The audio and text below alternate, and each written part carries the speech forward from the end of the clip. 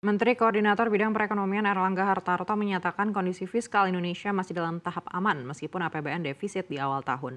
Bahkan Erlangga mengklaim pemerintah masih optimistis untuk mencapai pertumbuhan ekonomi 8% ke depannya. Erlangga menyatakan defisit APBN RI masih terjaga dalam rentang kisaran 3% dan rasio utang RI juga masih di bawah 40%. Sehingga secara fundamental Indonesia masih cukup baik. Karena di saat yang sama rasio utang Singapura kini sudah mencapai 170% dan rasio utang Jepang juga sudah lebih dari 200%. Tanya itu, Erlangga juga mengingatkan postur APBN yang terlihat saat ini baru kinerja 2 bulan pertama pada 2025. Sementara di Ramadan ini pemerintah juga memiliki banyak program yang diharapkan bisa membantu untuk mengakselerasi perekonomian RI.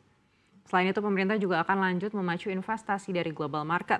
Pasalnya, meski situasi global tak menentu, tapi stabilitas politik di ASEAN dan Indo-Pasifik masih menjanjikan pertumbuhan, dan Indonesia juga masih memiliki daya tarik.